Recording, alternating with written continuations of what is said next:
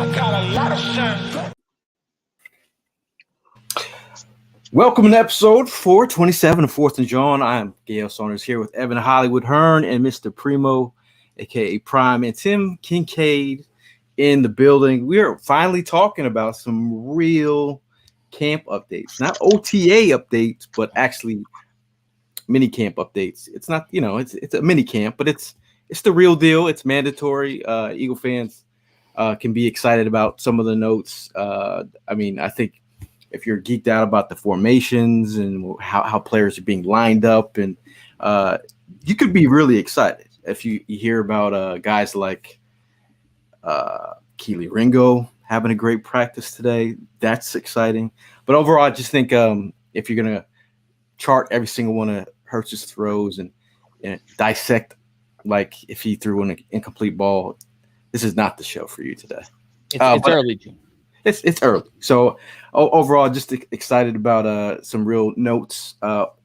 Quick thought. Got a great opportunity to go out and rep with Brian Dawkins this weekend. I'll get in that into a little bit, but it was just, first of all, we'll get into it later, but just overall getting to talk to Brian Dawkins for 40 minutes about football.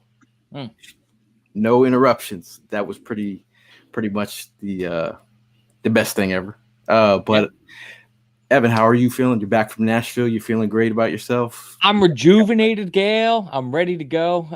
Went down to Nashville on a little work trip, and then also my girlfriend's best friend had moved down there, so we went and popped over to her house for a few nights and stayed. And it was an awesome time, dude. Nashville is a fun little city. Broadway was sick, and nothing's better than when the company's paying for it. Am I right? I mean, that company covered. You get some Tennessee chicken. Got some hot chicken, some Hattie B's. Okay, that was pretty great. I will also say Puckett's, some of the best barbecue I ever had. That was killer. We got the whole farm is what it was called. It was like a sampler of all the barbecue you could get. Shit was banging. But aside from all the fun times I've been having in the off season, I'm enjoying watching the birds get together, man.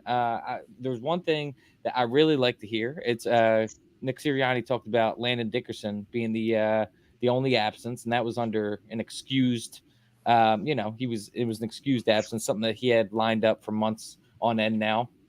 But other than that, everybody's showing up to play, man. Obviously James Bradbury got that contract a couple years ago, but he's not in his feels at all. He's going to be showing up.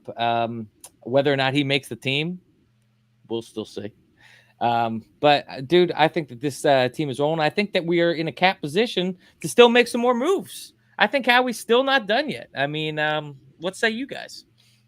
Are we in our final form? Oh, I don't know. I still think there's still a big move to go ahead and be made.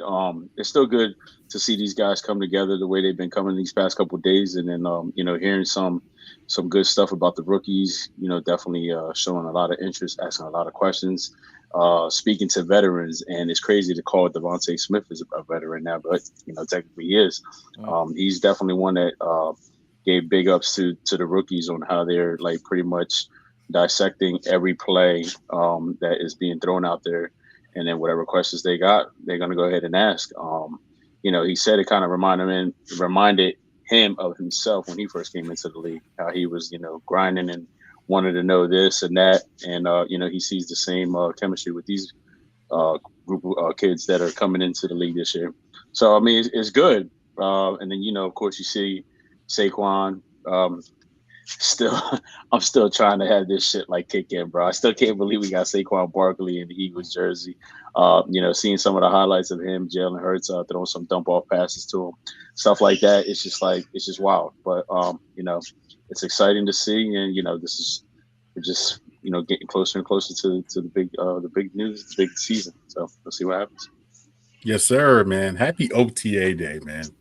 This is minicamp. Yeah. Oh yeah. I'm sorry, minicamp. It's getting mandatory up in here. It's getting mandatory. Yeah.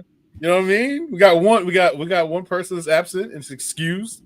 Yep. You know what I mean? It seems like everybody is. It feels like everybody is. It's time to buy in, and they're cashing the checks, and they're here. So I'm loving what I'm hearing from camp. whatever y'all saying about the whole Jalen Hurts with interceptions, he doesn't look good. Listen, this is called men's hairy, right? This is camp. This is where you try stuff. This is where you see, if you can, throw that ball in a window. These are the things that you try. I'd rather him try this on the practice field than on the real gridiron football field. Yeah. So, hands up, man. Let's go. No, I already had a good day today. So I completely agree, Tim. I saw a couple weeks ago there was what was it? Kenny Pickett's agent that was sharing some story, trying to propel some story that Kenny Pickett was outplaying Jalen in camp so far. Obviously, that is just an agent trying to get his guy some more money in the long term. And do it. You know why? Yeah. Because if you're gonna sit there and say, "Oh, he's better than Jalen," hey, I would take a second round pick for Kenny Pickett if you want to believe in all the ghost stories. I don't care. Let him be that camp arm. Let him have the rumors, man. And shout out to the Cowboy fans because they taking it straight to Sweet Hole, Alabama. Yeah, but no, like to my point. I mean, you're talking about how a lot of people, just because we're sitting around waiting for any morsel of Eagles news, there'll be people that'll jump on the Jalen Hurts interceptions and try and see if something is there that's not really there.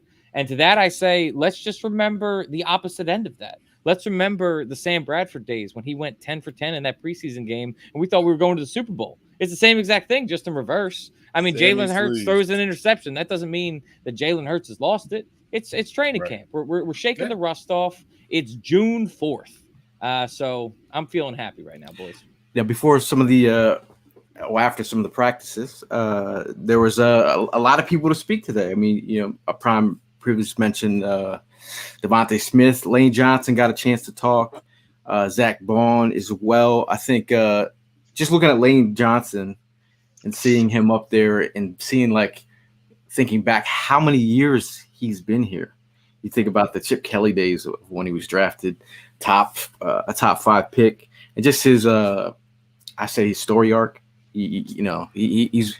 But if you think about it, you think about anytime Lane Johnson does miss a game, it's not good for the Eagles. And he did make mention of a guy who could potentially step in if he has to miss a couple games. He talked about Lane Johnson missing. He has missed some games in the past, but he did mention Mekhi Becton. Mekhi Becton, I think his ability to slide over and play guard. Landon Dickerson wasn't here today, but if that is a thing, and he is that versatile that he can play guard if you need him to, or play right tackle for Lane Johnson.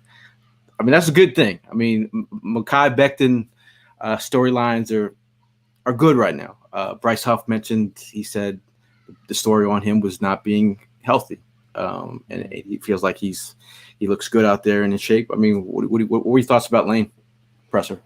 I mean, the Lane Presser, it was more of the same Lane that I've seen for the past decade or so. He's a pretty stoic guy. He's not going to give you much emotion on camera. Not saying that he doesn't provide it in the locker room. Not saying he's not a leader within there. I think he's more of a guy that just leads by example. That's the way Lane's been his entire career. He's got the barn that he brings, all of his guys to. They could all work out together. And I think that's where you're going to see Lane's leadership qualities. He's being completely transparent in the fact that it's been a while since he's played an entire season. So to have these safety measures in Mekhi Becton, who used to be once upon a time was a first-round pick, was a top talent that was going to be sought after, and he's just had injury issues. That's something Lane can relate to. The only thing that kind of concerns me with that is 2 injury-prone tackles. I think that if Mekhi needed to step in, he could do so, but he's proven to be injured. Lane has had injuries, so if we lose both, then what? That's my only concern. It's a serious concern because I'm with you, man. Like the fact that both of them goes down, knock on wood, God forbid, at the same time, then what? You know what I mean? That's going to be a serious question. I mean, I agree with you with Lane Johnson, man. Lane Johnson has that attitude. He's laid back. He knows what he means to this organization, and this organization knows how much he means to them. So, you know, he's definitely one that puts in all the work to go ahead and stay in shape, tries his hardest to stay healthy. And, you know, when he does miss time, he shows it. He gets upset about it, and he'll bust his ass to go ahead and do anything and everything possible to get back as soon as possible. So that's one thing about Lane, and I haven't seen that change. So, you know what I mean? You said it yourself. Lane is just always going to be Lane, and that's who we know Lane for. So, yeah, I mean, you know, captain-wise, he's the leadership in his own ways, and I think he doesn't – I mean, he has the C on his jersey, but, I mean, like, he just isn't like these other captains, you know what I mean? He just has his way of going ahead and showing that leadership and showing these kids, you know what I mean, this is the way it's going to be done, like this, like that. This is what you got to do. So everybody has their own perspective when it comes to the leadership, and Lane pretty much expresses that very well. Right. I mean, he's somebody. He's not a rah-rah guy. He leads with his, he leads with his own. He's that type of guy where you see him putting in the work, you're going to follow suit. So, his press was actually interesting because he said some things where he's talking about the future. And I think the reason why he's seeing the future because he said he doesn't know how long he's going to be with the organization, doesn't know how long he's going to be playing football. And with that being said, man, I don't know if you catch him and you caught the Jeff Stoutland presser, you can tell they miss Jason Kelce being in the building all week. They're missing him. I mean, Jeff said it himself. He said he was happy, but he was sad at the same time because he's no longer going to have that friend. He's a peer, it's somebody that it's like a family member. He's still around, but he's not going to be as around as like he used to be. And I feel like Lane feels sad about that as well, but he's here to lead the young guys. And I do feel what you guys are saying about, the injury prone. But Lane's been playing like this for the past, 4 or 5 seasons? Mm-hmm. We've been getting through it. I mean, like a muscle core, bro. Like, and he brush some dirt on it. I'm good. I'm playing. You know what I mean? Like, let me drain that ankle in week 12, and we're gonna be all good to go. Yeah, like it's insane, bro. It's insane. I could definitely big ass human beings, bro. Yeah, I could relate to the whole Lane Johnson not having Jason Kelce there this upcoming year. I mean, like, I'm gonna use baseball as a prime example. I got guys on my team that I've been playing with for like 6-7 years, and that one game, I'm just talking about one game, when that person isn't there, that sync isn't there. You know what I mean? Right. So we're talking about Lane Johnson has to make a different change around, like his whole atmosphere is going to be changed with the fact that Jason Kelce is not there anymore. So it's going to be interesting to see, but I really am confident that he's going to go ahead and pick up and find that chemistry, you know what I mean, with the next guy to go ahead and pretty much keep this thing going forward. But it does make a difference. I gotta say, you bring up a good point, Tim, because it like I said, one game, just not having my teammate there that I play with every single week, now not being there, don't feel like we're going to be in sync.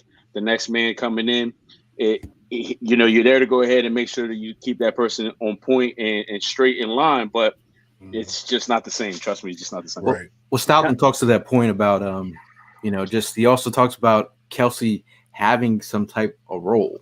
Like it's not a defined role.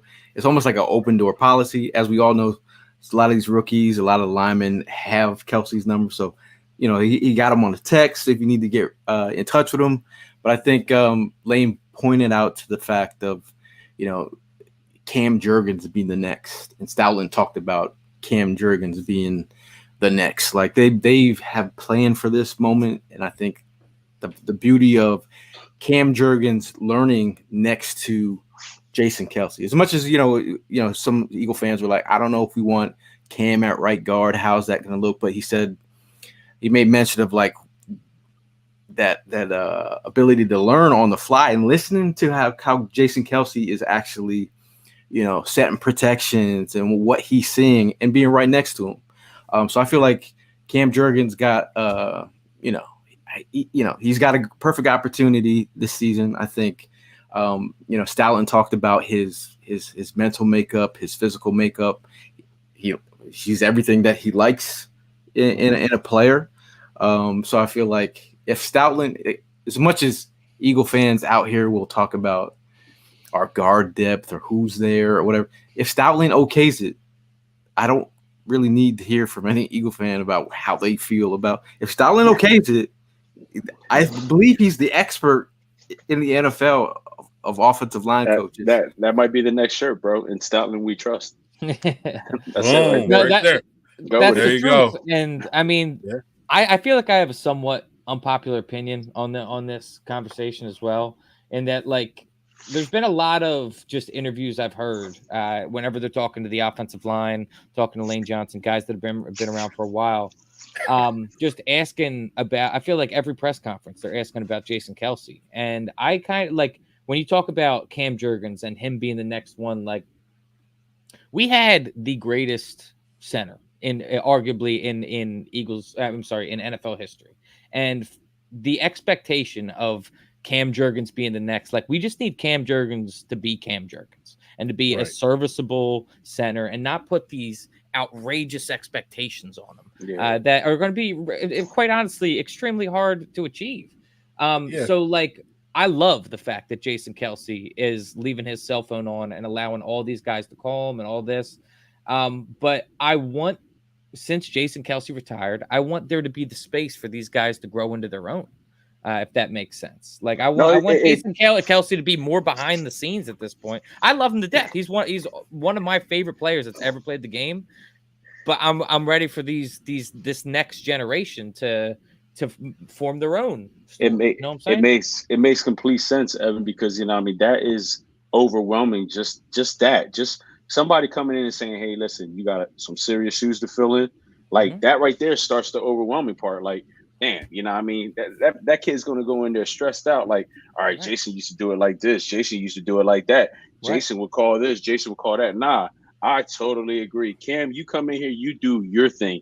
Start the new vibe. Start the new generation, and you be, what I mean, start your path. Yeah, carve it out yourself. Right. Kelce had his own path. Now you start your own path. Don't follow. I mean, listen, you're gonna have it in your back in your mind. Kelce did this and that. I get that, but do not let that overwhelm you. So yeah, I agree with you, man. I'm all for him doing his own thing and what I mean, starting his way. So that way he'd be the next person to go ahead and be talked about. Like, what I mean? Like, all right, Kelce did his thing. Now, and that's the thing that you have to consider too. Like, what's the big story with Jason Kelce is that he was an undersized lineman that came into the league and he found a way to make it work. How you do that is through technique. And I never played offensive line, so I can't say that this is 100% true. But Jason Kelce, in my mind, found a technique that works specific to him. And Jeff Stoutland was able to polish that and improve that. And then Jason Kelce became the Hall of Famer that we know. Cam Jurgens, same story. You need to find the technique that works best for you. That might not be Jason Kelce's technique. So, I mean, he does have that athletic ability that you see on when he pulls. I remember that first preseason game that he got an opportunity to pull, and everyone was like went crazy, like, look at that rep. But at the end of the day, it's like Cam Jurgens. I feel like he's in the perfect setting to be great. So that's why I'm not worried. He's not. We're not talking the leadership in the locker room. We're talking about his ability on the field. And again, they spoke to a lot of these younger players. I think it was Clint, who was Coach Clint.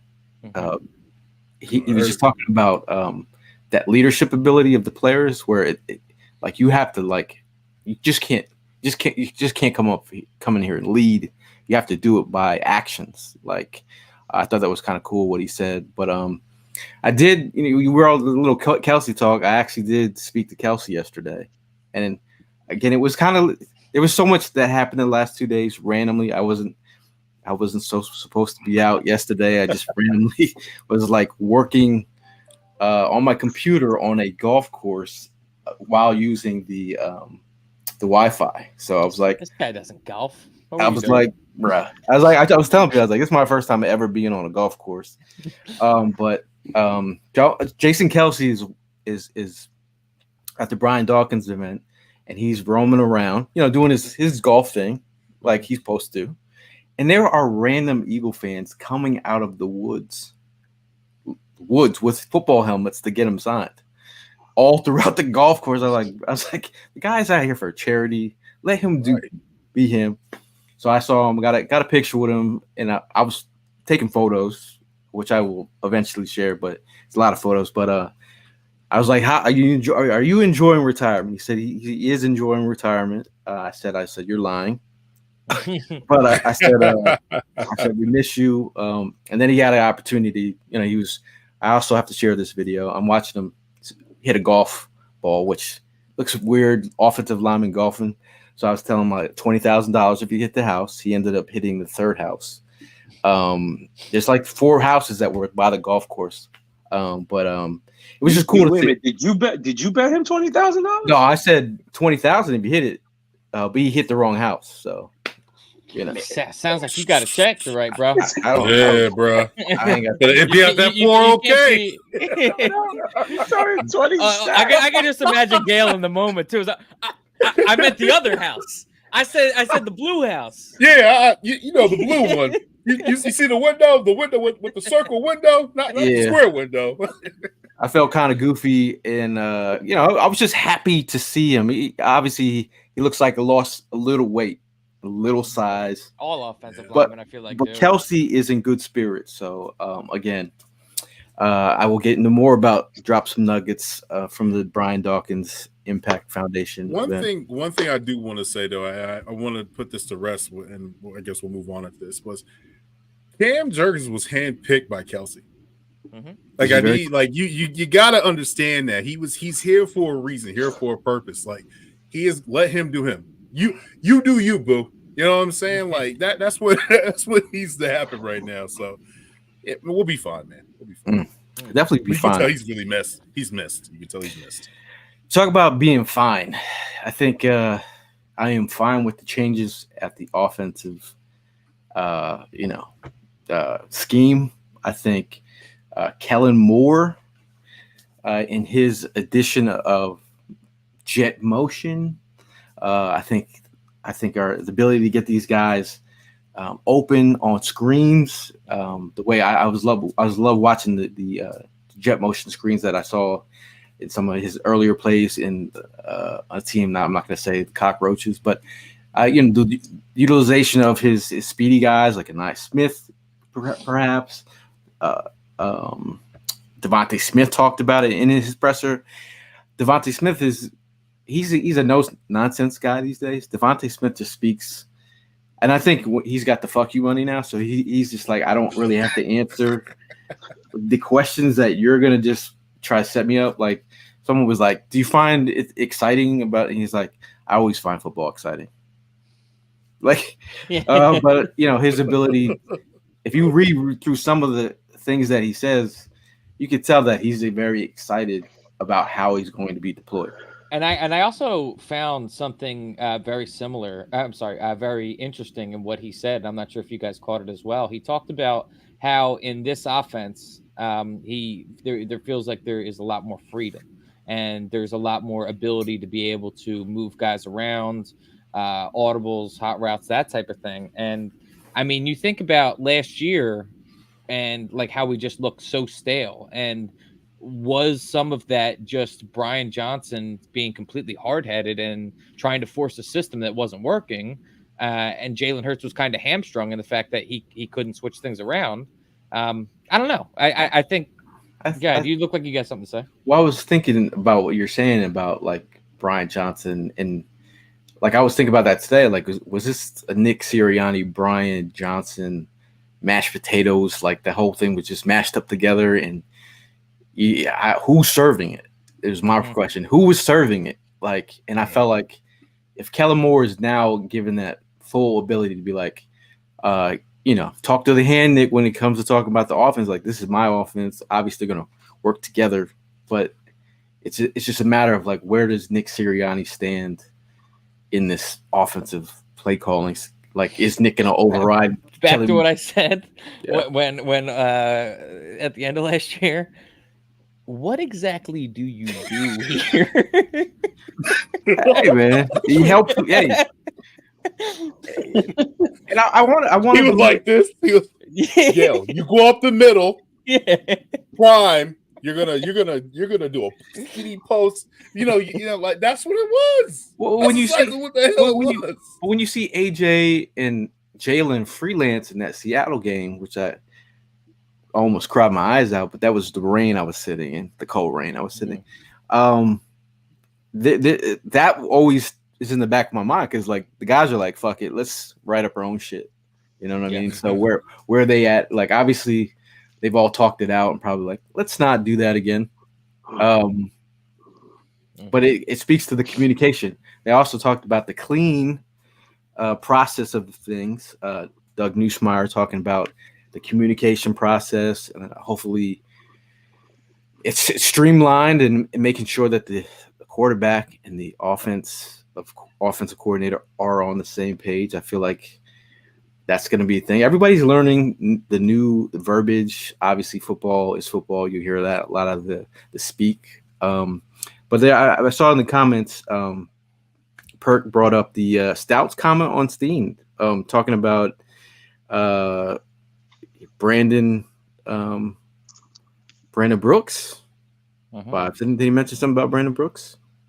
Yeah, I mean, once again, back to what I said about Kelsey, kind of putting some high expectations on Steen for a guy that we didn't see much of last year. Do you guys, can you give me a definitive answer on whether you think Steen is going to fit in this offense well or not yet? Because I can't. I mean, he did. I really he did a good job. He did a good job when he played against the Cowboys. We won that game.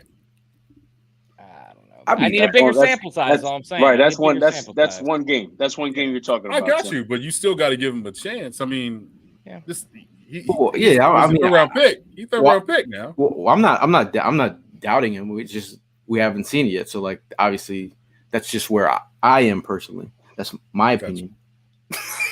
last year we were on the Evan, my opinion. So when someone's like, it's my opinion. It's my opinion. But I just think we haven't seen it yet. So obviously people are going to feel a certain way. But he was a tackle at one point, and then everybody at the Senior Bowl was talking about his build. And we're not body shaming. We're not trying to like call people's body parts out, but they were saying he was built like a guard. And there is obviously sometimes, players, whether it's arm length, whatever, if the football gods think you're a guard, then you're a guard based on your body build. Right. So, how big is Tyler Steen? 6'4". It's like 6'4". So that's probably what the perfect 6'3", 6'4" height is probably perfect at guard, because when you have a quarterback, especially like Jalen's what, 6'1", 6 foot with cleats on, 6'2", 6'2", what do you want to say? It's hard for you to look over the offense. It's hard for you to look over your guards. So the bigger outside, kind of getting stout and shorter in the inside. That way you can see the field. So I get it. I get it. So let me ask you a question. What's the first thing? All right. So me and Gail went to an open training camp last year. And one of the first things that I looked at was the feet, like their positioning, how they stand, how they're on that line. And I got to say, man, like Steen, what's the I can't think of his name right now. The other guy that we ended up signing, the young kid, Johnson. Fred Johnson. Fred Johnson. I'm watching both of these guys, man, and the way they're standing in the play, the way they're standing on the sideline, I ain't have no confidence, bro. I'm just keeping it 100. That's just the first body language you're saying? Body language and the way they just like their feet was outwards. They don't stand like straight. Penguins. Yeah, like and then you see in their body shape, like I'm not one to go ahead and talk, like, I mean, I get mad at myself because I wish I worked my legs way more than I did, than I have recently. But you see these big bodies and you see these legs, it's like, how the hell can you not expect somebody like a DeMarcus Lawrence or Hutchinson or these or Nick from Bosa and these guys not to crush these linemen because of their the way they stand on that line, the way they're set. I mean, you're talking about Fred Johnson these are young players, and again, Tyler Steen, young player. but I feel like as they progress, their technique will usually get better. I hope so. In I hope so, bro.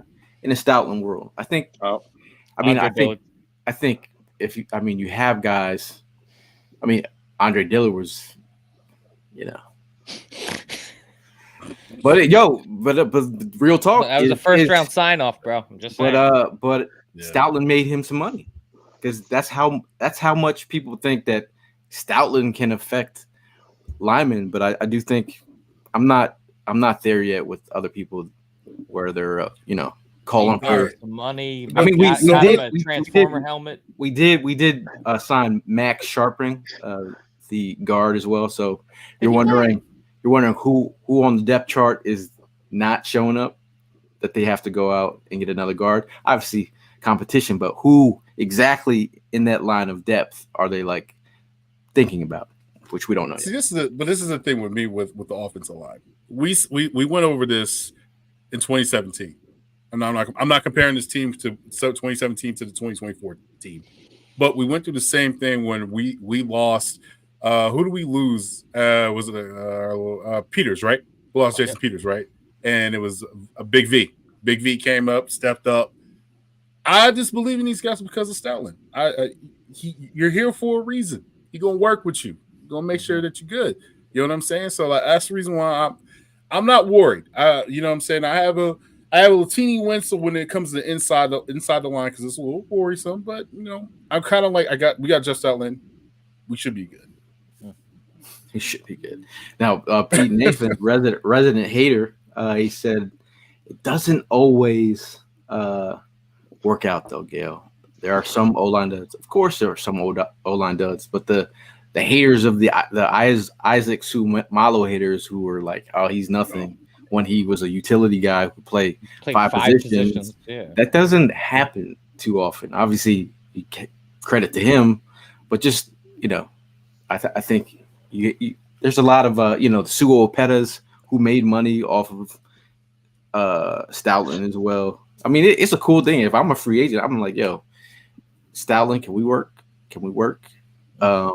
Speaking of, Big V got paid, bro. He got paid. Big V did get paid though.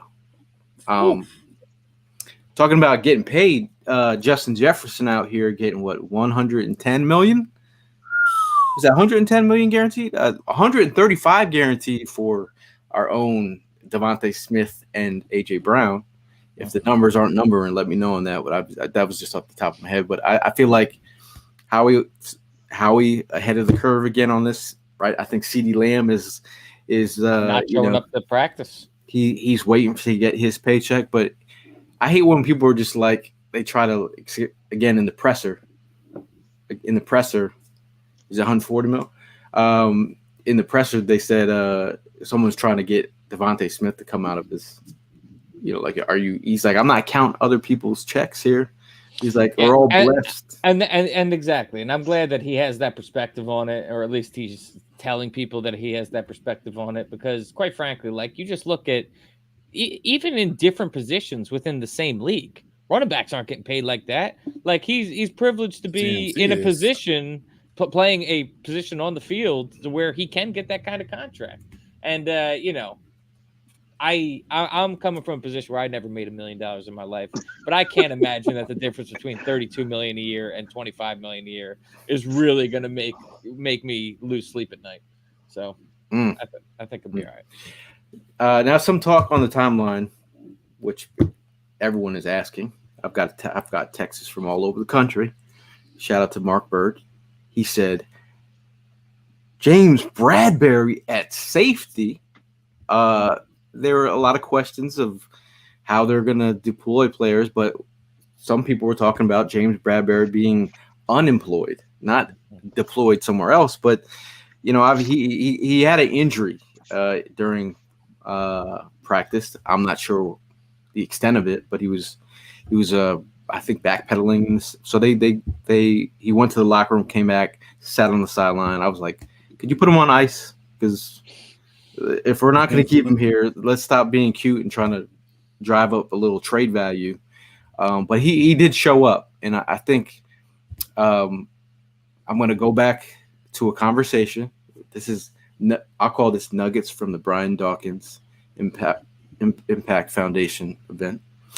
Sitting with Brian Dawkins, I asked him, I said, hey, meanwhile, I'm just like watching him hit golf balls. So it's early in the morning. We're just sitting there talking. If you watch Brian Dawkins, talking to this man in his backswing. Yeah, he was cool with it. So did you clean his balls? No, I did. No, did he? That's no, HR. This guy put him in the bathroom. So just talking to him, just when his eyes light up when he wants to talk about football, it's the best thing in the world. So I said, what do you think of James Bradberry? What do you think about James Bradberry? Because I wanted to hear it from a Hall of Famer's opinion. That's back, yeah. He said, "Do you think?"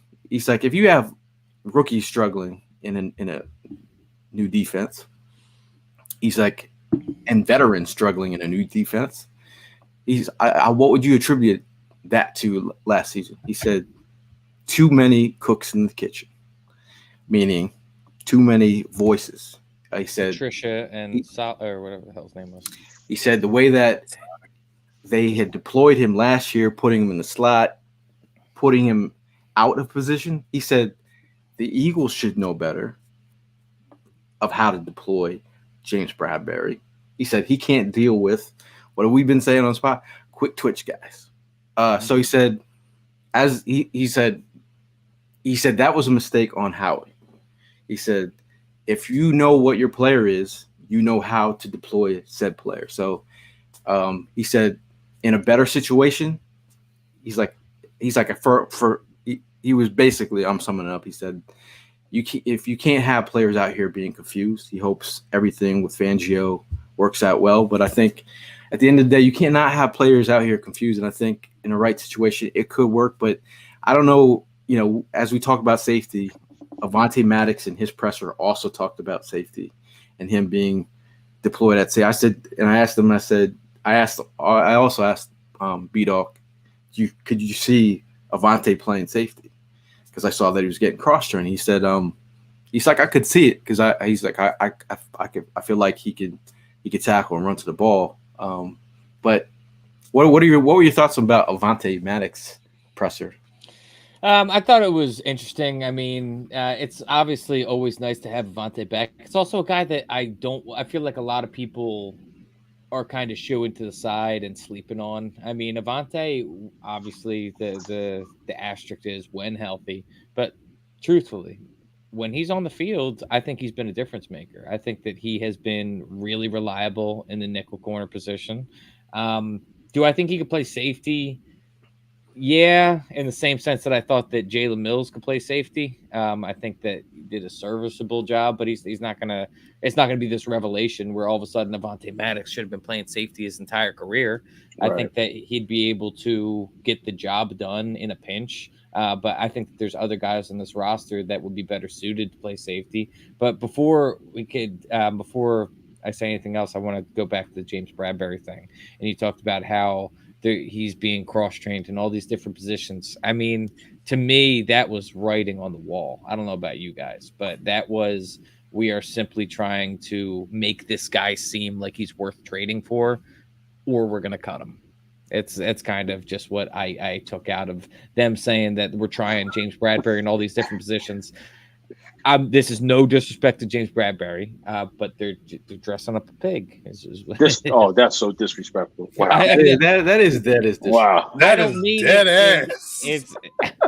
I don't mean it in the sense of how bad it sounds. I'm saying that's what's happening. So Brian Dawkins is saying he's playing out of position, and Evan is calling him a pig. Oh god damn, man! The way that the saying goes. What the Nashville do to you, bro? I mean, think about it though. Think about it in the group chat. Remember what he did? He said, "Is he off the team yet?" I said, "Oh, he wanted 300 him. He wanted to kick him in the chest down in the pit. He wanted to kick him in the chest with a pit, man." I'm just saying the writing's on the wall, guys. Yeah, but my thing is like the writing may be on the wall, but I definitely don't. You don't. You ain't closing the door on him. No, I don't see how a player goes all pro one year and the next year just falls off.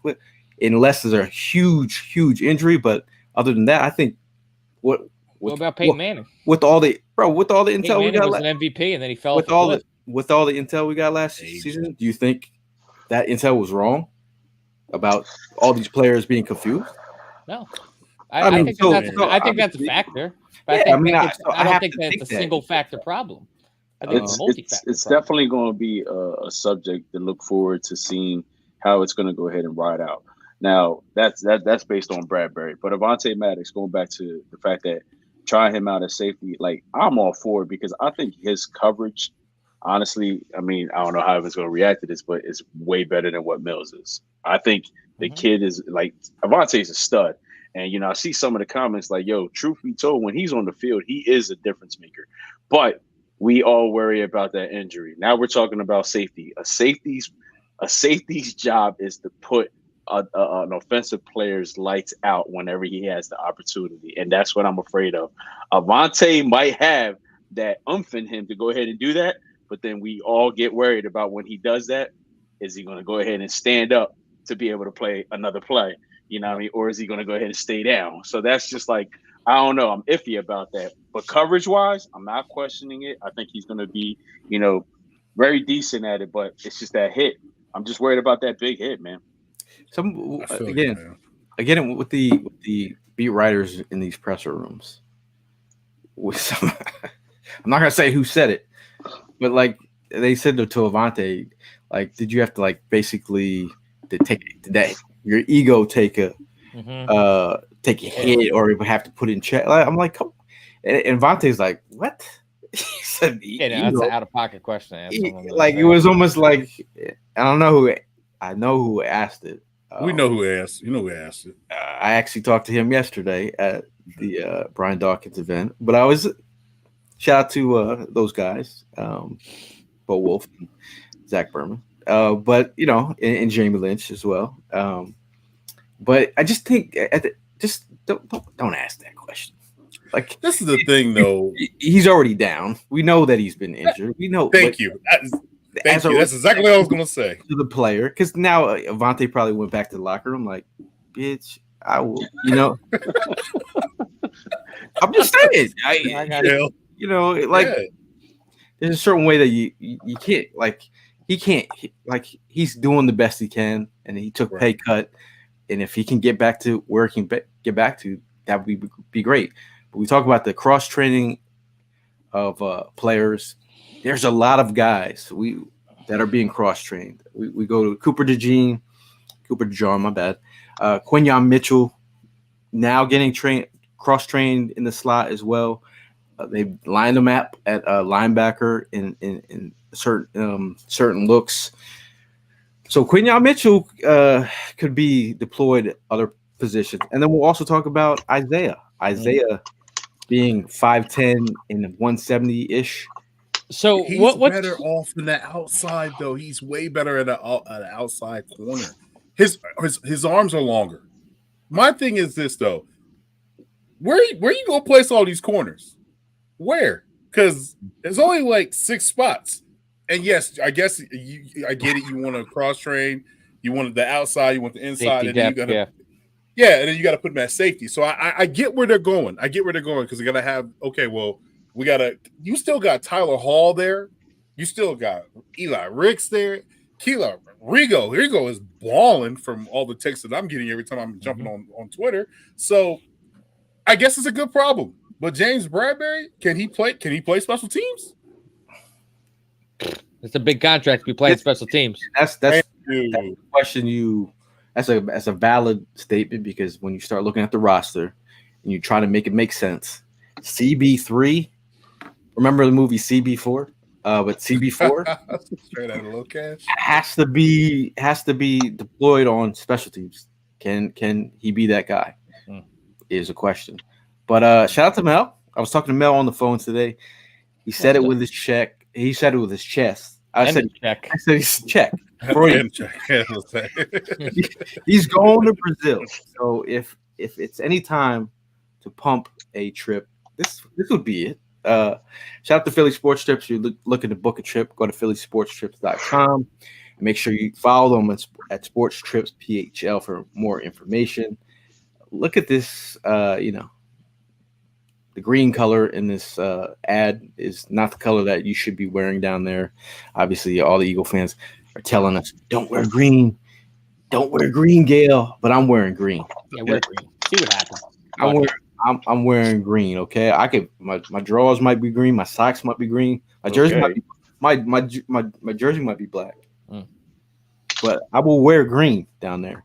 I'm interested to hear about the weather report when you're down there. I'm interested if that's going to be like Arizona heat or if that's going to be like a different level type of thing. I don't know much. You don't want to. But hey, right now it's 115 today. You don't Holy want fuck, Dale! You're gonna melt, bro. Arizona. I got another breaking news thing. I don't know if you guys saw, but shout out to Philly Sports Trips again. Shout out to. There's a theme going on with Brian Dawkins in this podcast today, so we're just going to talk about it. I mean, we even got Dawkins back, but Brian Dawkins is going to be joining us in Tampa. Oh.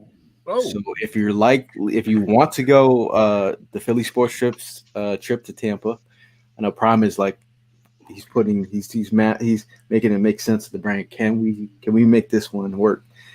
This will be the trip to go to because Brian's going to be there on a Q&A session, so it could be a dope time. It will be a dope time. But make sure you book that trip to Tampa. It's a wild scene. We talked about week 1, week 2, week 3, week 4. You got to go to New Orleans, then you got to go to Tampa. Prime, what is your brain thinking right now? Your brain looks like it looks like it's thinking. It's thinking, bro. It's thinking. I'm just waiting for the right time to go ahead and explore. How you gonna bring up explore all these options. You know what I mean? So, yeah. Tranquilo, please. Oh, that's gonna be tough, man. This is a tough schedule to go ahead and work out here. Hey, listen. I had to bribe my wife to go to New Orleans. So yeah, it's all the married men. Y'all know what's up, man. Rubbing feet, washing the dishes more than usual. You know what we doing. Oh man. Hey, babe, you want to take that long walk in the park? Let's go. Put that trash down. Yeah. Let me take that. You want me to take the kids tonight? Go ahead. Ladies' night. Go ahead. Facts. Hey, let me go weed the yard for no reason. Let go. Yeah, man. I think it should be a perfect opportunity to go if you can. Shout out to Hollis. I saw Hollis last couple of days. Man can eat. Peach cobbler. Remember that shit? Yeah. Only guy who gets dessert before the appetizer. For the appetizer. Yeah, who gets dessert for? I don't know many people. Okay, he can throw down, bro. He can throw down. So Pete Nathan said if Bradbury can play safety, that might be worth keeping him. He's got to be faster than Blankenship. Oh, Blankenship's getting shots fired at him. Speed isn't the only thing. I mean, look at John Ross. I mean, hey, quick question though: do you think he'll be better at safety just due to the experience and his intelligence on the field though? Bradbury? Yeah, I think. I mean, again, the back end is all about communication, and I think if you want a safety who knows the language, like if you go to Brazil, you got to speak to like Portuguese, like so. You know who speaks Portuguese in terms of this defense? Justin Simmons speaks the language fluently. So when you start crossing off, passing off receivers and such, it gets hairy in the field when you're playing all these different cover 4, cover 6, cover 8, whatever you want to call it. Right. It's a trick. I think the communication level is so important, and it can be a beautiful thing if everyone knows the language. But if they don't, it can be very ugly, as what we saw. But shout out to DBK. He said found out about your channel from Luke here in Hawaii. Well, thank you, Luke, and thank you, DBK. Appreciate you stopping by. Now I wanted to talk about what's called Mr. Vic Fangio and his scheme And I mean, I think one thing that a lot of us voiced our frustration over last year, seeing guys like Hassan Reddick drop into coverage. And then I was listening to Bryce Huff speak today, and he's talking about how in this scheme, he's foreseeing the defensive ends dropping into coverage more than he had to in New York. So what was your guys' thoughts on that? Do you think that there is more, it's going to be a similar looking scheme that we saw last year? And also just how do you guys stand? Like, I just want a like an old school type defense, bro. I just want to send the D line at the quarterback. I think that's what suits our players best. But you know, Vic Fangio has made a career in this league. What's your guys' thoughts? You look stressed. I am stressed because it feels like the same as last year. I'm not talking about like the entire package. Like I'm expecting that to happen. I'm just saying, like, when he talked about how this scheme is calling for defensive ends to drop back, that just perked my ears up a little bit, and I was like, that's kind of not what I wanted to hear. But I mean, is Fangio going to go ahead and make it make sense? These guys didn't make it make sense. You know what I mean? That might be the difference between Fangio and those guys. He might make this make sense. I know Bryce Huff probably spoke it into existence, or he's the one on the field, so he sees that more often than anything. But I don't know. I mean, I'm with you. Don't get me wrong, Evan. Like I want the old school defense as well. You know what I mean? I want the blitz package. I want the defensive ends in the quarterback's face. Like I want all that shit. You know what I mean? I want the Jimmy Johnson days straight up. So yeah, but no, I don't want to talk about none of the shit that happened last year, and no, I don't even want to think about none of that shit coming back because, man, I'm not up for another season for that shit. I'm not. It's not happening. So yeah, I think he just needs to focus on getting us fans and and the league to understand and for it to make sense on how he's playing, how he's running his defense. That's all. You don't want to see Josh Sweat go into coverage? No, I do. I think we have enough. That's the thing that bothers me is that we're sitting here talking about James Bradbury as a cornerback 4. We've got the defensive backs to play in the secondary. Why are we dropping the defensive end back? Well, I just quarterback. I just want to see your face. Well, I mean, you see the Hunt selection, and you're like a defensive end that has a safety background and a wide receiver background. And you think about, will he be comfortable in space dropping? Will he be big pimping on the field in certain looks? Will they have a role for him? That'll be interesting. But we have not yet seen that yet because it's very early. And again, you probably won't see shit at all if you listen to Sirianni hint at it. He's like, we're not going to show you anything before that we don't have to, and you probably won't see that. So obviously, I mean, the other, I saw someone ask about the linebackers in the chat. Braun was being talked about. Zach Braun. Talked about his role in Wisconsin, the way that he was utilized. They love that. I actually went back and listened to an interview that he did at the Senior Bowl like 2-3 years ago. And how he was utilized. So I feel like we talked about that Van Ginkel role, that hybrid type, and the linebackers coach was like, look, we're starting him here inside just to see if he can do it. Can he cover? How's it going to look? He said, right now they're just running around in pajamas. So there's nothing here to overly get crazy about. They want to see how fluid he is, how he moves. But I think Devin White has been getting some love. Mm-hmm. You hear that's been good to hear for sure. I think that Nakobe is still trying to shake off the cobwebs. But I don't know, man. I agree. I think that it sounds like they have plans for Vaughn, playing off ball and let Devin White, just kind of control the middle of the field. I think those two guys could be capable. I want to see more out of Vaughn. I have all the promise in the world out of Devin White. And then, Trotter. That was a big thing we were excited about a couple weeks ago. Hopefully he could show something, too. Talking about Trotter, I met him yesterday. Trotter and Trotter Jr. Nice. It was cool just seeing them standing next to each other. Was he holding an umbrella for him? No, he had his girl there, so he was good. But his father is just like, his father's cool as shit still. Senior proud dads. man, bro. He's one of my favorite Eagles all time. I thanked him. I said, thank you for allowing your son to be here. I thought it's great to see both of you. You didn't have to travel too far now. He's right down the street. Mm-hmm. And like a frugal man, Evan Hearn is, his son, Axeman Jr., is staying home. Love that. Saving ducats, man. Love a frugal man. What? After All right. my own heart. You get an NFL check. Mm-hmm. Go around the room. If you're Axeman Jr., are you staying with Pops or are you getting your own crib? Yeah, no, no judging. I'm renting. I'm renting. I'm getting my own crib. I'm staying with Pops. Sorry, I'm getting my own crib. I'm Nah, staying y'all with bugging.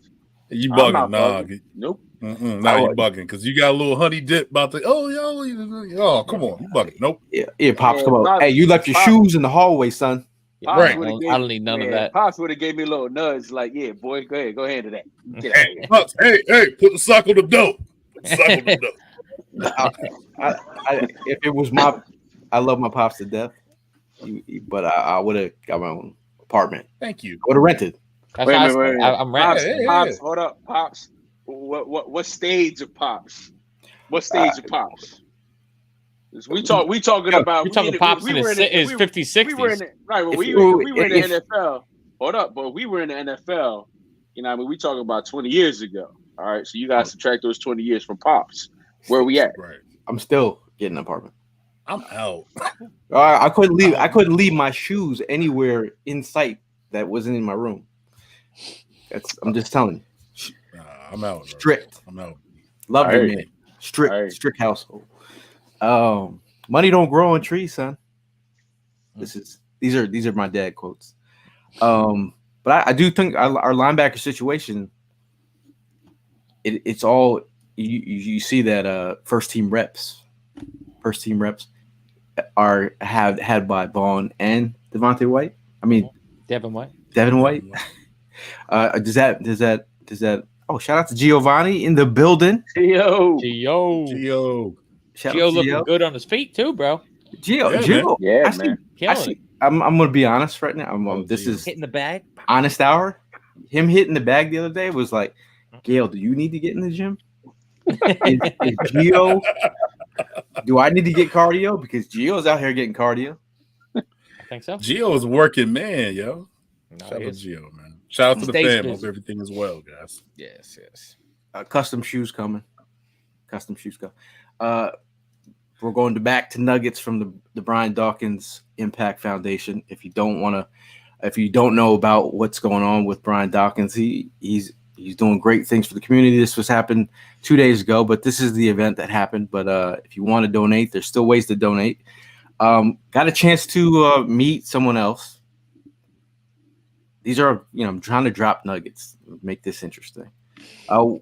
Shout out to BG in the building. shout out to Brandon Graham. Got to talking to him. BG works the room. Did he say, "Man, I love Hootie and the Blowfish"? Get over he was like, "Yo, Timberlake, I got an album coming. Could you make me some beats?" I got you, bro. But I saw him. We talked about Trent Cole's camp. We got an opportunity, me Prime, to see him at Trent Cole's camp and just listen to him talk to the players and the kids, whatever. And so he's not going to be able to make it out this year. But he said he's doing his own football camp soon. Ew. So he said, I said, we'll help promote anything. He's like, bro, I'm going to need anything I can, any help I can get. And then I said, BG, what size are you, bro? And he's like, size 13. He's like, what you got for me? And I said, I do customs. He's like, I didn't know you do customs. He's like, bro, I gotta send you some stuff. And then he's like, I'm gonna give you my number. Hey, there you go. So Hey, I am trying to figure out what to send, what kind of customs you could. Well, that's BG. Start spamming him with memes. That's BG. Yeah, don't excuse my language. Don't fuck this up, Gail. Facts. We need this, Gail. You know how much someone was like, how are you going to put that stress on you when what kind of cleat would you make for Brandon Graham? What about like I would like to see something. If I'm just thinking about the longevity, the time that he spent on this team, we've seen a lot of different eras. So maybe something that like kind of transitions from the midnight green to the Kelly green, something like that. I think would be pretty cool. Old to the new. Old to the new. Old to the new. Like that. Yeah, I did think about he had the collab with Magic. That hat, it's a suede thing. Mm-hmm. I'm thinking midnight green, but it's gonna be for the my cause, my cleat. So if he agrees, that'd be great. That'd be dope, bro. That'd be dope.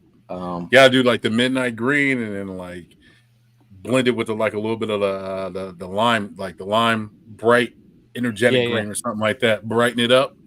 That'd be super dope. You ever see like the ceiling of the Sistine Chapel? And like ever hear about like all the different things that Michelangelo hidden within the paintings and stuff like that? I think what I'm getting at is I think it'd be funny if you somehow hid a 4th and Jawn logo in their shoes somewhere. hey, we already worked on it. No, we already worked on it. Me and Gail worked on it the other day. What? The 4th and Jawn Air Max 1s. Oh yeah. I was like, what do you do? This Bob from down on, let's get this out in the open. When he said, "Here's my number," did your heart? I was just like, BG's a real one. Like when you talk about guys in the locker room, leadership wise, if you see this guy work with young kids out here at football camps, inspire these guys and talk about the way. I gotta be one to answer that question as well, bro. Because I mean, like we've gotten numbers of a couple players last year, and it's a cool ass feeling because they found that trust in you as a fan. You know what I mean? You respect. You don't cross that line with them, and they see that, they respect that. So for them to open up and share that with you, that means a lot. You know what I mean? And guys like myself, Gail, Evan, Tim, all of us, all 4 of us, when we get that opportunity, we gonna be in our fields. Yeah, we little kids again. You know what I mean? Like, we giggling. We like, oh shit, like that just happened. I'm gonna use a prime example. All right, I've seen Hollis play. Since I was younger. You know what I mean? The guy was a stud when he played, when he was on the field, and that when we took that trip to Kansas City, and I did that workout session with him, that was cool as shit. You know what I mean? He asked me to come and join him for a workout session. That's a great feeling. So if you ever get that opportunity, this is what I mean. Like, it goes a long way showing that respect to these players. They respect that. They take that into perspective. And look at the outcome. You know what I mean? They build that trust in you. So, I mean, big ups to that. That's huge. And, we've had our encounter with Brandon many times at live, at the camps. You know what I mean? Even when he sees us, like, he says what's up to us before we even get the chance to say what's up to him. So it's huge. It's a big thing. And what's great about Brandon specifically is just how, like, you look at, like, any time the Eagles sign a new player or the first time that a rookie is going to the facility, 9 times out of 10, who is the first person that has greeted them? Whether it's offensive, defense, it's Brandon Graham. This dude has been an ambassador for, like, our team for years now, and simply a guy that, like, every player on the team tell you that he just brightens up a room whenever he walks into it, and he's a great guy to have on our team. And it's been a privilege to see him only play in one jersey his whole career. So to have a guy like Brandon Graham be able to get close to him over the years, it's a privilege, man, and it's awesome. Most def. I remember we went to the 4th and Jawn. It was went to 4th and Jawn tailgate. It was me and Primo. We walked far. We met up, and we're hanging out with the defensive tackle. I can't remember his name. I can't think of his name either, man. It's begging me in my head, man. Yeah. What year? He played on a Super Bowl team. That's 2017. He played, and he wasn't suiting up for the game. It wasn't Shatu, was it? No. No. Can't think He of his ended up. name, He was a man. running back, and he ended up becoming a defensive tackle. And he was drafted to the Eagles like the 6th or 7th pick or something like round. I'm sorry, round. Yeah. Yes, Okay. bro. I said his name. I can't. I don't know why. Prince Tego Wanago, whatever. No, he Nah, had long definitely hair. not He had that. long hair. Long hair. White guy? Anyway, White lineman? who? Who are you talking about? Backup who? Oh man, He's trying to was figure a out his backup. name. I can't. What It's gonna position? bother me. Defensive tackle. He's a defensive tackle. 2017 draft. You talking about Bo Allen? No, not Bo Allen. Nah, Bo Allen was not a rookie that year. He wasn't a rookie then.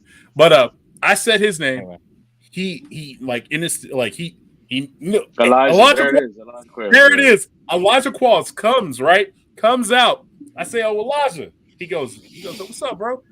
Me and Primo. We just say what's up to him. Tell me why he hung out with us the entire day before the game started. Yeah. Yo, we went walking to pee. We went walking back. It was. He was right by your crazy. side the whole time. The entire time. Holy The shit. entire time. Elijah Qualls did not leave our side. He I was was laughing because I was like, you guys were That's standing right. there, and I said, "Yo, who's the dude with the Eagles?" I was like, "Yo, that's an official suit he got." I'm like, "Yo, that's Elijah Right. Qualls on." I was like, Right. "Bro," and he was like, "Oh, we just came out here to check out the vibe." So he's sitting at the tailgate. I was like, "Shouldn't he be warming up there?" I was like, he was out there chilling with us, man. He was He was chilling probably with inactive, right? Yeah, he was inactive, but he chilled with us the entire day. He was grabbing beers for us. Ate with us. Ate with us. He was kicking it. He gave me. I got his number. I have it. I mean, the last time I talked to him was after the Super Bowl, and he sent me a picture of when he got the ring, he sent me a picture of the ring.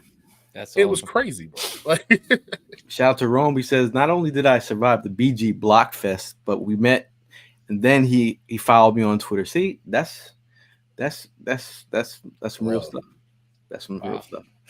Talk about some real stuff. Some of the beats we're talking about after 2 practices alone, just 2 practices, they have seen a change in the offense.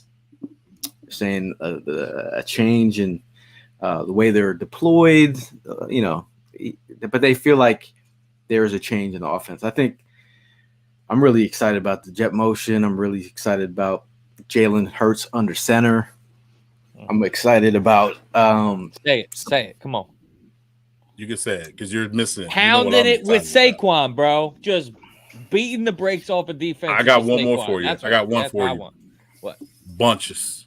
I'm excited for bunches. Pre-snap motion. That's what I'm excited about. Devontae Smith did say something about the bunch. He said that it's hard for them to press. This is like common knowledge. So why would you not line your guys up in bunch to help Devontae Smith? Well, because Brian Johnson's known Jalen Hurts since he was in diapers, and that means that he can be an NFL offensive coordinator. Right, but I was hoping not to hear that name ever again. Like my thing is like, I'm sure there's some players in this locker room like, yo, Brian didn't get a fair shake here. I don't give a shit. Kellen Moore's I'm just saying, bro. You know what irritated me the most though about Brian Johnson was just like, bro, we had what's the offensive coordinator last year, the year before him. Who was it? Steichen? Yeah, we had Steichen here the entire year, and you're telling me you're in those rooms because you're the quarterback coach. You didn't learn a damn thing. Yeah, that's what irritated me the entire. Well, do you think it was an ego thing though, where he's like sitting there thinking like, "All right, now I'm going to do it my way"? But you say that to say that, and then think about Sirianni didn't learn a damn thing. Facts. He's heading the ship. So as much as we be like, "Hey, Brian Johnson, bro, Sirianni is the head coach, offensive minded. He was the OC in Indianapolis when Paris Campbell was there. So right. You have to like." And then you watch Shane Steichen go to the Colts and make something out of nothing with that Colts roster, man. Juan Castillo at defense coordinator. Oh, that's a tough one. That one was terrible too, man. I want to say I think I would take Juan Castillo just because I feel like Brian Johnson set me up for a bigger letdown. The only thing that I had, I pay attention to details. When Brian Johnson was out there coaching the squad, when I went to private camp practice, and he was coaching in the Grinches, the Kobe Grinches. What? And I was like, "Oh, if you're a sneakerhead, see, like this is that's a if you're crime. If you're a sneakerhead, you get it, but like you cannot be out here on the sideline or coaching out here running around, dusting up in the Grinches. That's $1,000 shoe. It's just small things, details. That's like coming up. That's like coming up with no edge up. You know what I'm saying? Nah. Taking pictures of your wedding with no edge up. That's $1,000 shoe. $1,000 shoe, bro. For they're what? going for the Grinch sneaker. Shit. Yeah, I got 2 pairs. Trust me. He knows.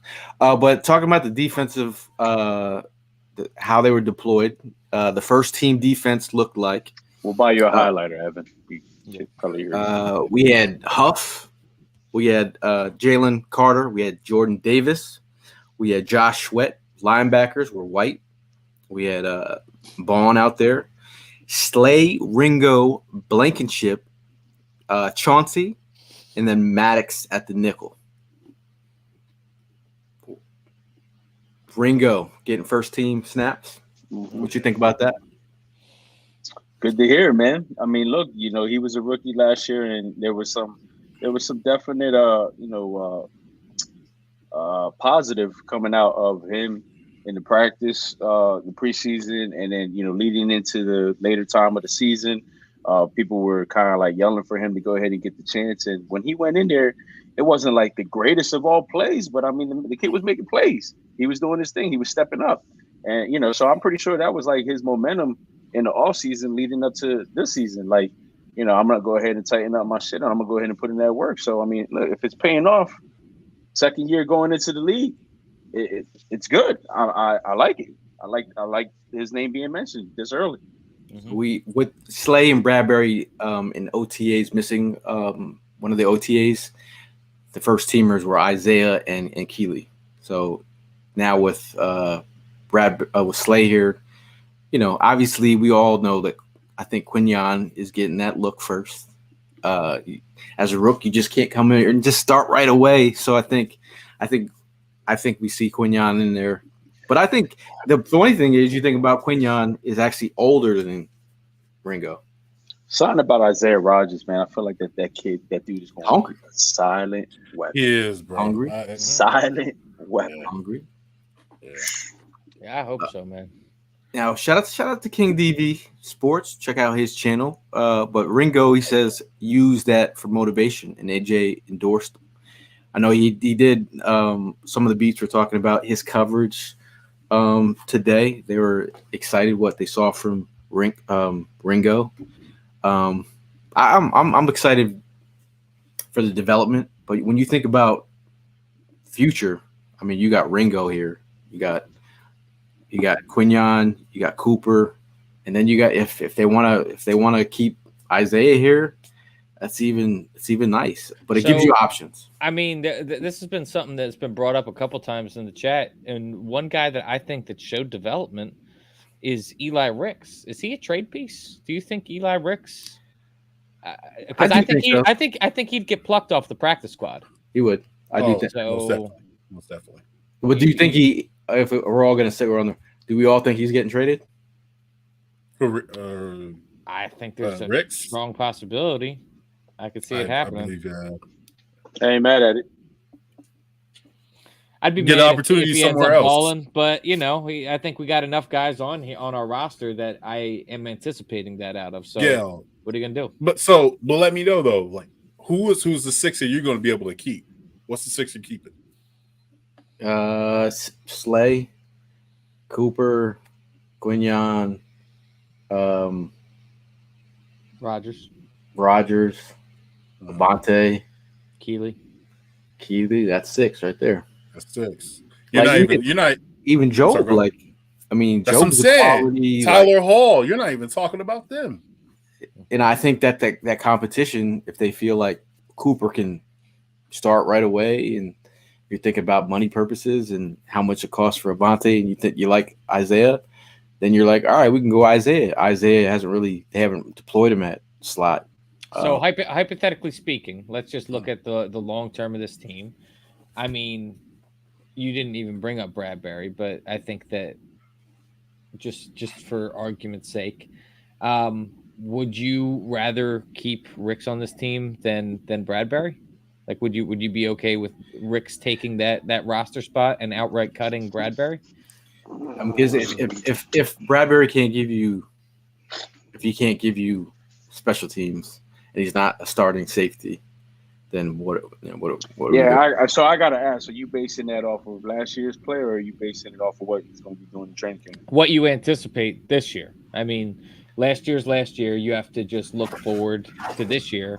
Who do you anticipate giving you more, Ricks or Bradbury? I'm just as upset as you are about the whole Bradbury situation. My feelings is still with how it went down last year, and at this point, I'm good either way. But truth be told, that's a tough one, man, because I'm still trying to be on the same level as you about Ricks. I'm not there. I'm being honest with you. I'm just not there. So that's a tough one. That's a tough one to say. Do we let go of Bradbury for Ricks? That is a tough one. I can't give in on that one that easy. But look at this. Look at the upside with Ricks, and then with Bradbury, younger. Bro, I'm just saying I'm not hating. I think I feel differently about Bradbury than a lot, but I think me and Elena are on the right page. She said use Bradbury right, he's not done. And after talking to Brian Dawkins, he seconded that. My feeling is like if you use him right, then he's a serviceable player. And I think the other comment that came out of all four of us so far, the fact that we got CJ back, CJ played a big factor in the way Bradbury played 2 years ago. Yep, correct. Could that happen again? And I'm hoping for it. Don't get me wrong. Because if they're going to go ahead and decide to keep him on the squad, hey, listen. At the end of the day, you all for it. You're going to have to ride the train. You know what I mean? So if it works out, then hey, it works out. So the beauty of like Chauncey, CD, whatever you want to call him, CJ, GJ, his ability to freelance. Like you also saw Bradbury freelance. And y'all didn't even mention Gardner, part of y'all six. Like their ability to freelance. Think about it. You can freelance when you know the guy behind you knows what he's doing. Like you remember that play, Prime, when I told you, I said, look, Bradbury and whatchamacallit are talking. They're gonna switch off, and he switched off and picked that ball off early in the season. And I'm like, you can get that with Bradbury with his experience. We've seen the play. It's just a matter of if they want to move on, get younger. Obviously, Quinyon Mitchell is here for a reason. Cooper Jawn is here for a reason. Who was I guess safety? We can say we can. I was gonna say, who was the safety that played opposite of Gardner Johnson who won the Super Bowl? Was that Epps? Epps. Yeah. Epps. Marcus Epps. Mm-hmm. So who do you think, if we're talking, because let's just look at the secondary as a whole, and we got most of those pieces there, 3 out of 4 of them. We got Darius on one side, Bradbury on another. We'll have CJ, GJ back. Do you think that missing piece there, who do you think would fill in that would best suit and help Bradbury in that situation? Justin Simmons, I take for 500, please. Yeah. Justin Simmons speaks the language. And I hate to be ageist against my own 30-year-old people, but then we're talking about what, three guys in your secondary in the fastest position, supposed to be the fastest position on the plus side of 30. Right. You're one of your fastest player on the team is plus 30. Who's that? Darius Slay. This is the thing, though. They're only here for this year. This is it. The future, the page turns for those guys that we just drafted or just came in. It changes. But I like the situation that we're in the fact that we have a guy like Slay to groom these younger guys if they have to come in, or they don't have to start early if they don't want to. But I think Quinyon will start early because he will be that guy. But I feel like he's such a proud dad. You see when he talks about Quinyon, he's such a proud dad. Because he will be that guy. He will be that guy. I'm telling you. I'm saying it with my chest. But I feel like I keep on going. We're talking about going to a Super Bowl. We're talking about having depth on the roster. We're talking about our Super Bowl roster that year. Guys went down and guys stepped up. So this is where I'm at. if guys do happen to go down, you need the guys in the back end to step up. I saw someone in the chat earlier talk about wide receiver 3, where we're at. They called us top heavy, but if somebody goes down, what do the Eagles do? A lot of quiet air there.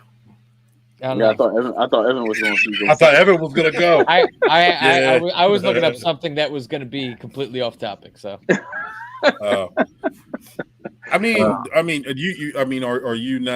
you not like in the depth likewise with Ross and Campbell and Smith? You're not like in that depth there. No, I see where you guys are all in on Justin Simmons. I don't think that there's many options out there as far as wide receiver. I don't think there is a Justin Simmons wide receiver out there that could come in and step in. But I'm holding out hope on a Howie trade, man. I feel like a lot of times in the offseason, there's names that you hear that are getting floated out there, and then Howie Roseman comes out of left field with something that you never expected. We talked about having trade pieces. We've got, Howie went in on day 3 and acquired a bunch of picks for next year. We've got trade pieces and Eli Ricks. I think that things can be done to bring in a serviceable wide receiver 3 in here and a Justin Simmons. I want to get greedy. Why not? Well, Campbell, I feel like right now that's our wide receiver 3. I like the spot he's in. I like the fact that he's on a 1-year deal. He knows what's at stake. I like the fact that you got what's his name in here? John Ross in here. I said what's his name? He's more. I feel like he's in a spot. Just backs up against the wall. Devontae Smith did mention the speed. He said, bro's fast. But I do like that's the entire reason he went in the first round was. I do like the situation he's in. Like, did you guys? I know me and Tim had talked about on the last show, but you guys had mentioned. Did you guys see John Ross's presser? I didn't catch it. I only caught clips of it, but he seemed like he was very understanding of the situation. I thought it was the most transparent presser that I've seen from like a former bust that they say. He was very transparent about like he was in a bad place, and he feels like if the Eagles would have had like a Canadian tryout, he would have went to Canada to try out for the Eagles. Mm-hmm. That his son, who's been his inspiration, this was the Ravens were the first team his son wanted him to play for, and the Eagles were the second. And then the Eagles being his favorite team, now that he's here and getting an opportunity. They said he's looked good in consecutive practices. So, again, we're going to pump. Let's see what happens, man. Right. I like I'm rooting for him, man. I'm rooting for him. I mean, he was coaching his son. Now his son is calling him up. Hey, yo, Dad, how's AJ Brown? How's Jalen Hurts? Like, he's 7 years old, man. And your dad's your hero. You know what I'm saying? Especially at that age. I mean, we can all speak. My dad's our hero around that age, man. So I'm rooting for him, man. As a father, I'm rooting for him. I hope he does get a chance, and hope he does something with it. Well, it would be a great story, and it'll be filling a huge need. Some people I was listening to Rube talk about. He's like, you realize that they're human. I'm like, yeah, these players are human. I mean, they have a lot of these people have these backstories that nobody knows what's going on. But and it's not like it's something that's out of the ordinary either. There's been players that have stepped away or at least taken a back seat and then have come back and revitalized their career or whatever. Like, look, first that jumps to mind is Geno Smith. I mean, Geno Smith for the first 7-8 years of his career, like, he was thought to be a bust, and then he got his jaw broke. Got his jaw broke in a fight in the locker room, and people thought that he was a bust of a pick. And then, I mean, he turned it around and he got paid in Seattle, and now he's their franchise quarterback. So, did you guys hear? It happens in Devontae's presser. He said that he mentioned John Ross on the top of his routes. You hear that? I didn't hear that. Yeah, I was like, okay. He's like, I remember watching him younger, and he was impressed with Ross at the top of his routes. But again, like Helena had mentioned, in Philadelphia, we love a good comeback story. So I feel like overall, I'm still geeked out, man. Really, I'm geeked out from so far. Speaking of fast wide receivers, how about a quick little good luck to Devin Allen as he's going and representing in the Olympic trials, bro? Allen. Yeah, shout out to Devin Allen. It's cool that the players went to go see him run. It's like at the end of the day, they are human. They go out and watch track. They have lives. But I feel like it's pretty cool to have an Olympic athlete as a teammate. Mm-hmm. Definitely, man. Definitely. Yo, Devin, you think you can give me tickets to the Olympics, bro? Yeah, I'd like to see Devin White and John Ross race it out, bro. That'd be a fun little race. What's really impressive, bro, he had a knee injury and he came back super fast. So that's really impressive, man. Hope you get the gold, man. Go get the gold. Speaking of knee injuries, Sidney Brown in his ACL still not practicing, but he was running on the sideline and watched most of the practice. Raven Clark was also watching practice. Was out there on a rollabout and had a walking boot on his right leg. And then receiver Jacob Harris, who had a couple good OTA practices, he was a spectator with an unknown injury. Landon Dickerson. It's probably because some zesty ass routes he was running the other couple days ago. Some zesty ass routes. But Landon Dickerson was held out. He was out of practice. He was excused. They knew what it was. So do not be alarmed. Pete Nathan gives his depth chart. He says AJ, Devontae, Paris, Anaya Smith, John Ross, and Johnny Wilson to make the squad. Pick it apart if you will. I mean, if I'm being honest with you, it's AJ and Devontae, and then it's some unproven guys, man. I mean, Paris, I know, Gail, I know that you're high on Paris in that position. I'm not saying high, but like you feel comfortable, right? Yeah, I feel right now, yeah. I don't know. I hate to bust down. For me, dog. I just he's injury prone. But. Exactly, and that's kind of like I think of that. What we've tried to fill that for years, that position, and I think about guys all the way back to Mike Wallace, and like he gets signed here, and then he breaks his leg, and like I don't know, man. Like it just doesn't. As of right now, as we sit here in June, Paris Campbell's not moving the needle for me, and I would like to see some more competition. Got it. Let's see. My thing with you see how Pete was effortlessly left Britton Covey off that list. But punt returners, which is very interesting. Yeah. We talked about Nia Smith and Britton Covey, both muffed the first punt, both did push-ups. But a guy that we talked about, Isaiah. But you know who else was taking punt returns? CJGJ was taking punt returns. Hate that, really? Honestly. Yeah, I don't like You hate it? Hate it. He said, it's not a factor of I don't think that he'd be good at the job. I view punt returner as a dangerous position. I think that that's like you're looking up at the ball and then all of a sudden you could just get slammed, man. And I view him as one of our premier defensive backs. That's exactly the same reason I don't want Devontae Smith doing it. I think Devontae Smith would be a great punt returner. I think he's too valuable of a player to be having that injury risk. Rich says, fly, you'll fly. Helena says, I hate it. Helena chimes in. She says, Anaya Smith can't stay off YouTube. Hey, Helena, shout out to Anaya Smith. He gave us a shout on YouTube. Pretty cool. He's getting views now. The views have jumped. I've been watching since episode. We got to cross pollinate.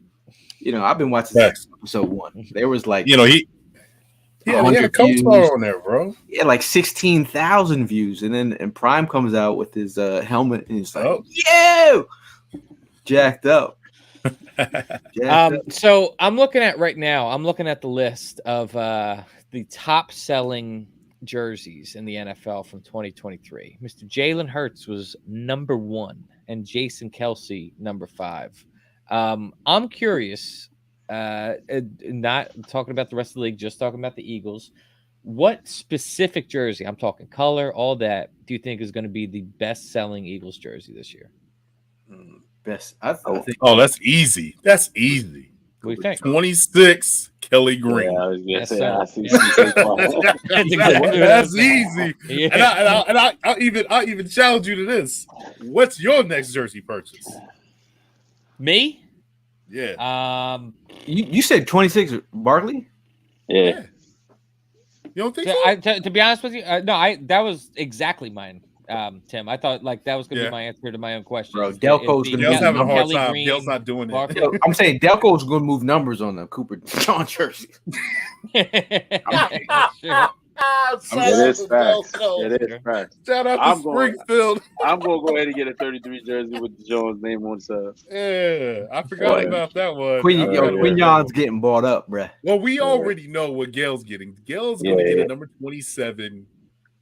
I'll go green, midnight green, Quignon jersey.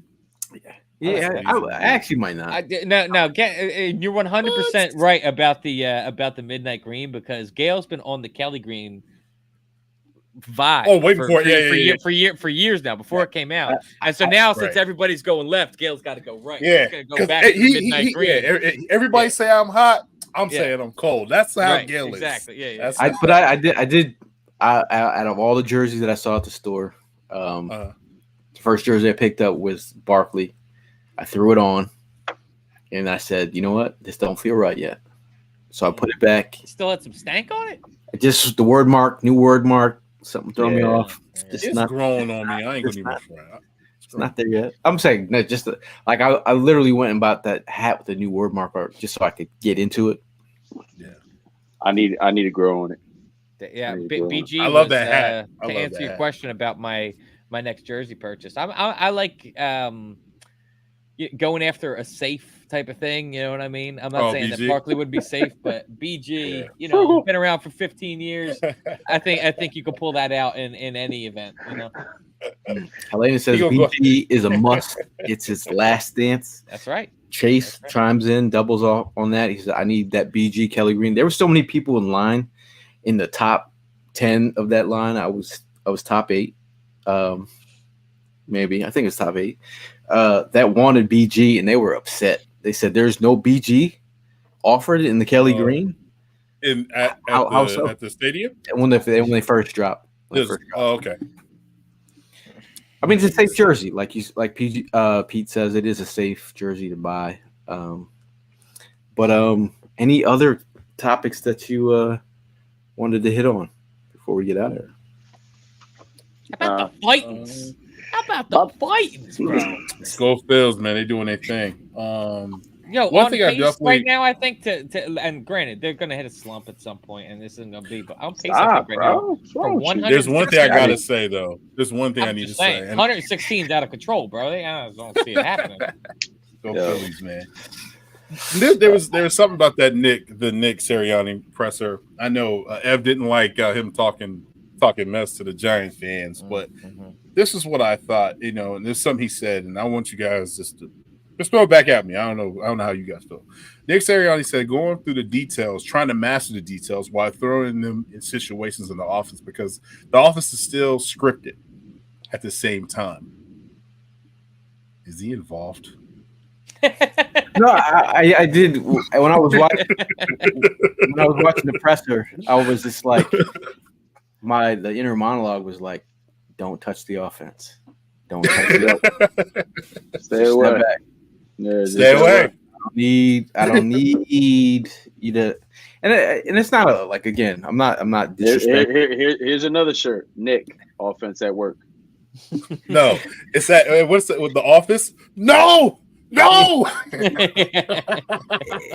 Because there's a level of respect the players do have for Sirianni. Like some fans in the comment, not named Bob from Down Under, they don't look at Coach Sirianni like that. It's a matter of like as fans, we all have our opinions. Bob's in the comments like, that's my opinion. That's my opinion. But you just don't. I just don't. I'm not confident in Nick touching the offense at all. Okay. Well, him saying that's why I'm like, what are we doing here? Nick is like, he's like Ricky Bobby. Like he's doing an interview. He doesn't know I don't know what to do with my hands. Like, come on, son. Like, come on, son. Hey, I just want, was Dave Chappelle? Hey, what do you have to do it? Yo, wrap it up, son. Wrap it up, son. Kellen's just trying to shake and bake. But it's weird because like, again, if the CEO coach is a thing that everyone says it is, it just is what it is. And Nick is doing his thing because there's already talk. If the Eagles win the Super Bowl, how much like this is, I don't know if it's a WIP topic or not, but it sounds like one. If the Eagles win the Super Bowl, how much credit do we give Nick Sirianni? And does he come back next year? Like, or what percentage of what is Nick in is the weapons around him? Like, is it somehow trying to turn around winning the Super Bowl into being a potential? Yeah, was it Jalen or was it Nick or was just the weapons around them? Like it's no, they won the Super Bowl. Shit. They got a ring, we got a parade. That's all that matters. What we do give a shit about is Concha and Italian Bakery. Shout out to them for holding us down at all the tailgates. We appreciate all their love. Shout out to Tina and the fam. Big ups to Bud Light and serving suds at the tailgate. It's been a great ride. Shout out to our own Evan Hollywood Hearn for his skill with the steaks. Appreciate you. Oh, I also want to while you're on the topic, I want to give a little love. I was in the ballpark last night, and I was in the mood for a cheesesteak. And I found the best cheesesteak in Citizens Bank Park. It's section like 107 to 109, somewhere in there, right next to a popcorn vendor. There's a really small spot, usually got no line. I think it's called like Uncle Charlie's or something like that. Bro. Dang. Killer cheesesteak. Gotta try it out. In the stadium. Killer. Try it out. Shout out to Crafty Jawn, aka Rich. He hooked your boy up with some tickets. I need my chain for the Phillies game. I'm going tomorrow. I will be try that out. Trying that. Yeah. I'm that bottom level. If you go to like Chickies and Pete's, it's a wrap. You're gonna miss the second. Yeah, maybe the third inning. Don't go there. I kept on. So this was actually per a recommendation of somebody I was up in the 300 level. I was sitting in section 333, and I asked the lady that worked there. I was like, "Yo, is there any cheesesteak spots up here?" And she's like, "I'm gonna tell you what." She's like, "Go down to section 107." It was on the opposite side of the stadium. She's like, "Go down to section 107. It's the best cheesesteak in here." I'm like, "That's all I need to hear. I'll take you up on that." I walked over, and as I'm walking over, I'm passing by the Campos line. It's crazy. The Chickie and Pete's line. It's crazy. And then I get up to this small little stand, and it's like 4 people in front of me. Nobody knows about it. And then all the cheesesteaks walking away from there are looking immaculate. It was great. And then I would have to say that Evan is actually an expert. People come from Japan, all the way from Japan to eat his cheesesteaks. It's true. So you should have a t-shirt like people come from Japan to eat my. They come from Japan, big. I'm big in Japan. Evan Hearn.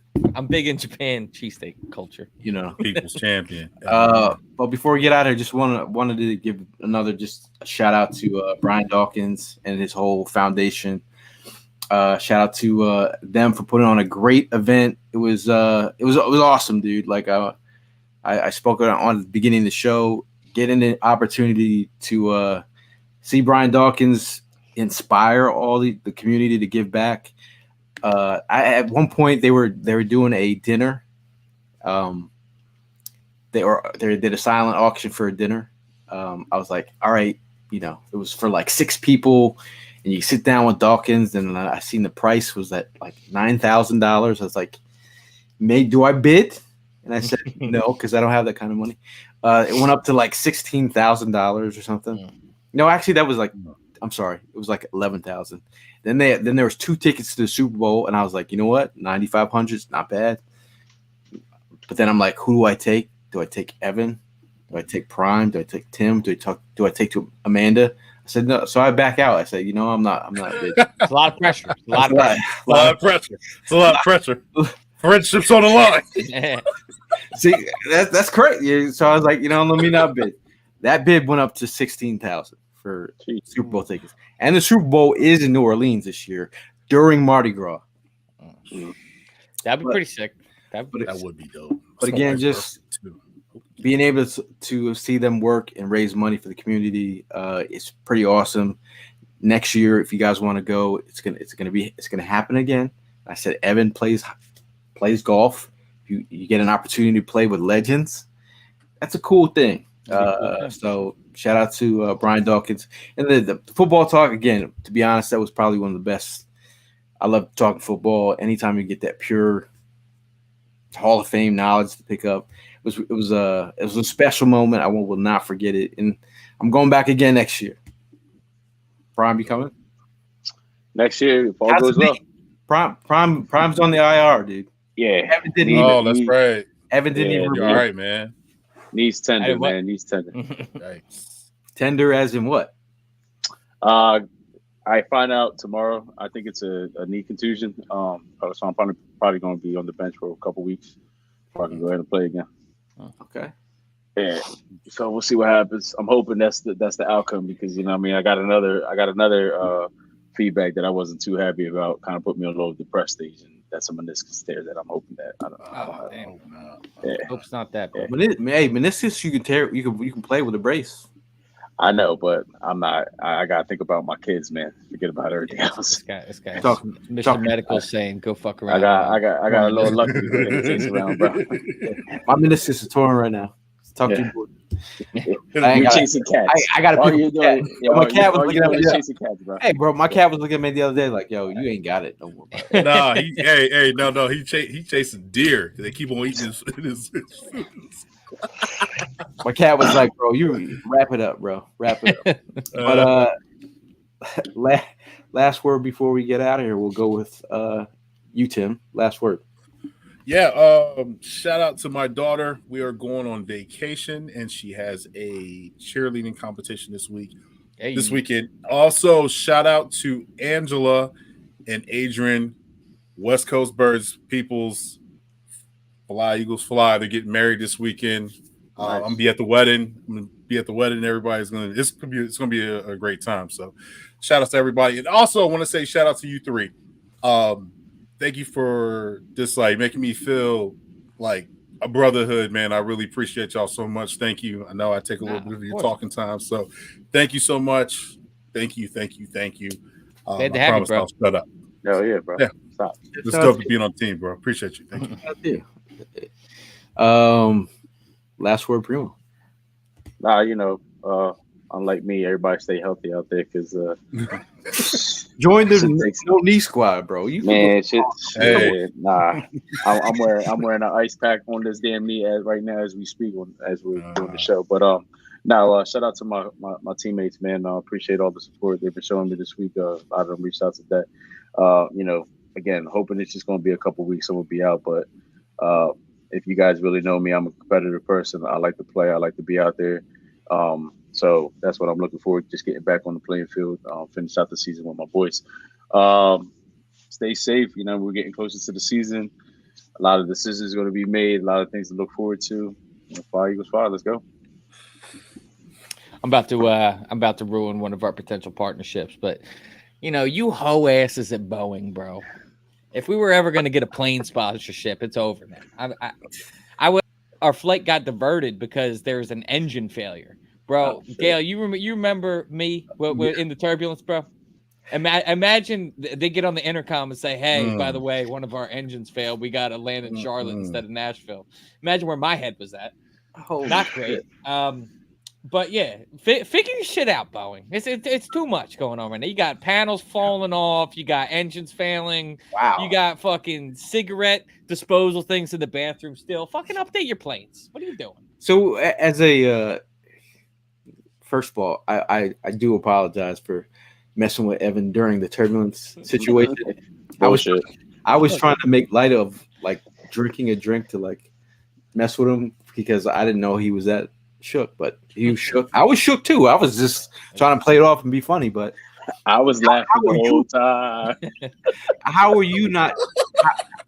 You know, obviously we get in situations where you're with your lady, and how do you go from a nerve-wracking situation and trying to keep it cool in front of your lady? To be honest with you, I'm gonna say that I handled that situation better with the bad engine better than I did the turbulence. The turbulence, I thought I was gonna die.